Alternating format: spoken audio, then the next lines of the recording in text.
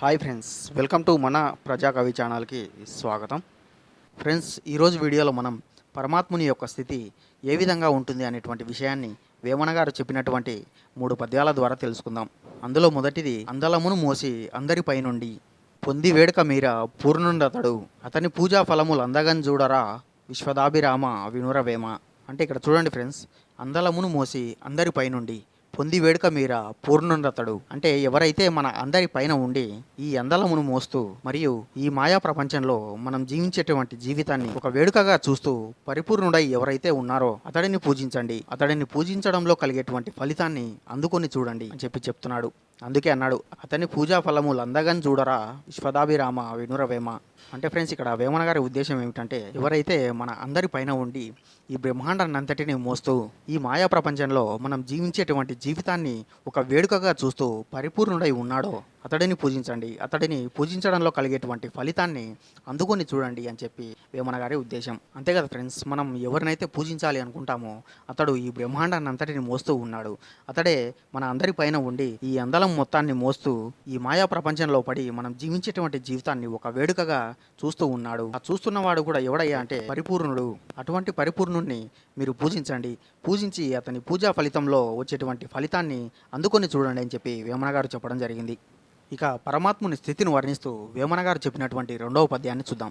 అంది అందనట్టి అచల స్వరూపంబు పొందు పడగన్ భూని పొదలు వాడు జంది మిన్నకుండు జిన్మయకారుడై విశ్వదాభిరామ వినురవేమ. అంటే ఫ్రెండ్స్, ఇక్కడ చూడండి, అంది అందకుండు అచల స్వరూపంబు పొందు పడగన్ భూని పొదలు వాడు అంటే పరమాత్ముడు అనేవాడు అంది అందనట్టి అచల స్వరూపంబు అంటే పరమాత్ముడు అనేవాడు మనకు అంది అందని విధంగా ఒక అచల స్వరూపము అంటే చల అంటే కదిలేటువంటి, అచల అంటే కదలని, ఒక కదలని స్వరూపంలో పొందు పడగన్ భూని పొదలు వాడు పాము పడగను ఒక పొదలుగా చేసుకొని ఎంతో నిడారంబరంగా మౌనంగా చాలా సైలెంట్గా ఒక కదలని స్వరూపంలో జిన్మయకారుడై ఉంటాడు అంటే వెలుగొందుతూ ఉంటాడు. అందుకే అన్నాడు, జంది మిన్నకుండు జిన్మయకారుడై విశ్వదాభిరామ వినురవేమ. అంటే ఫ్రెండ్స్, ఇక్కడ వేమన గారి ఉద్దేశం ఏమిటంటే, పరమాత్ముడు అనేవాడు మనకు అంది అందనట్టి, చూడండి ఎంత విచిత్రంగా చెప్పాడంటే, అంది అందనట్టి అచల స్వరూపంబు అంటే అసలు అచలము అంటేనే కదలనిది అని అర్థం. కదలనిది మనకు అందకుండా ఎలా ఉంటుంది, అయినా సరే మనకు అందని విధంగా ఒక కదలని స్వరూపంలో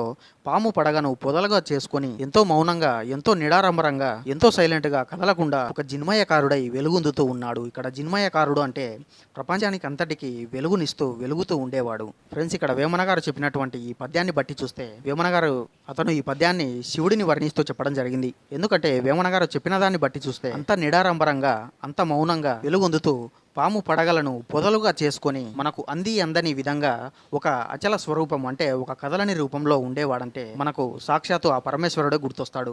నిజానికి మీరు ఎప్పుడైనా శివాలయాలకు వెళ్ళినట్లయితే అక్కడ శివలింగం వెనకాలే మనకు వాసుకి తన పడగతో ఆ పరమేశ్వరుణ్ణి ఒక పొదల చాటున దాచిపెట్టిన విధంగా ఉంటుంది. చూడడానికి ఆ పరమేశ్వరుడు కూడా వాసుకి పడగను ఒక పొదలుగా చేసుకొని ఆ పొదల చాటుగా ఎంతో మౌనంగా కదలకుండా చాలా నిడారంబరంగా కనిపిస్తూ వెలుగొందుతూ శివాలయాల్లో మనకు దర్శనమిస్తూ ఉంటాడు. సో ఇదే విషయాన్ని వేమన గారు తన చక్కటి పద్యం ద్వారా మనకు ఎంతో అద్భుతంగా వివరించడం జరిగింది. అంది అందనట్టి అచల స్వరూపంబు పొందు పడగన్ భూని పొదలు వాడు జంది మిన్నకుండు జిన్మయకారుడై విశ్వదాభిరామ వినురవేమ.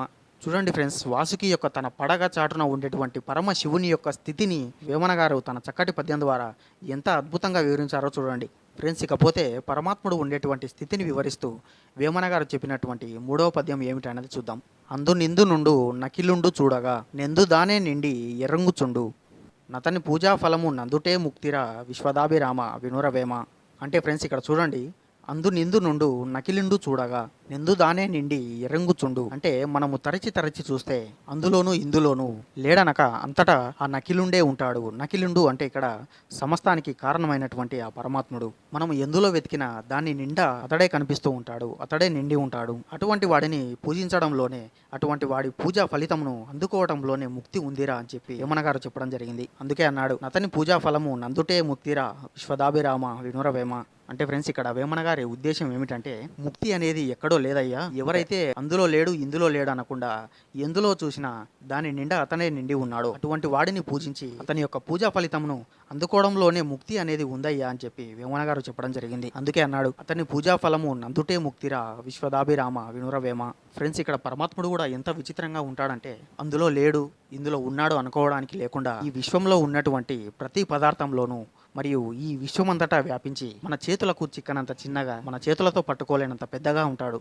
అంటే చిన్న చీమలోనూ ఉంటాడు, పెద్ద పులిలోనూ ఉంటాడు. సో విన్నారు కదా ఫ్రెండ్స్, ఈ యొక్క అనంత విశ్వంలో ఆ పరమాత్ముని యొక్క స్థితి ఏ విధంగా ఉంటుంది అని చెప్పి వేమన గారు తన చక్కటి 3 పద్యాల ద్వారా వివరించడం జరిగింది. ఫ్రెండ్స్, మీరు గమనించినట్లయితే వేమన గారు మొదటి పద్యంలో పరమాత్ముడు అనేవాడు ఈ అనంత విశ్వంలో అంతరంగంగా ఏ విధంగా ఏ స్థితిలో ఉంటాడు అనేటువంటి విషయాన్ని వివరించడం జరిగింది. అదేవిధంగా రెండవ పద్యం చూసుకున్నట్లయితే ఈ భౌతిక ప్రపంచంలో ఆ పరమాత్ముడు ఏ స్థితిలో ఉంటాడు అనేటువంటి విషయాన్ని తెలియజేయడం జరిగింది. ఇక మూడవ పద్యం చూసినట్లయితే ఈ అనంత విశ్వంలో అంతరంగంగా మరియు బాహ్యరంగంగా పరమాత్ముడు అనేవాడు ఎలా ఉంటాడు, ఎక్కడ ఉంటాడు, ఇందులో లేడు అనేటువంటి సందేహం లేకుండా అంతటా తానే వ్యాపించి ఉన్నాడు. ఈ ప్రపంచంలో ఉన్నటువంటి ప్రతి పదార్థంలోనూ పరమాత్ముడు ఉన్నాడు అనేటువంటి విషయాన్ని వేమన గారు తన 3వ పద్యం ద్వారా వివరించడం జరిగింది. సో ఫ్రెండ్స్, విన్నారు కదా వేమన గారు పరమాత్ముని యొక్క స్థితిని వివరిస్తూ చెప్పినటువంటి 3 పద్యాలు ఎంత అద్భుతంగా ఉన్నాయో కదా. సో ఇది ఫ్రెండ్స్, మరో వీడియోలో మరో పద్యంతో మళ్ళీ కలుద్దాం. అంతవరకు సెలవు. Keep watching. వేదాతీతుడు వేమనరా వేమన పలుకే వేదమురా.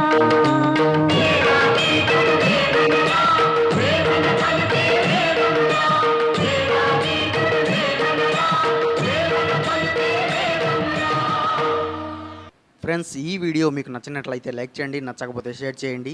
ఈ ఛానల్ మీకు ఎంతో కొంత యూజ్ అవుతుందంటే మాత్రం సబ్స్క్రైబ్ చేసుకోండి. ఓపికతో విన్నందుకు ధన్యవాదాలు. వేమన గారి ఆశీస్సులు ఎల్లప్పుడూ మీపై ఉండాలని కోరుకుంటూ ఇట్లు మీ ప్రజాకవి.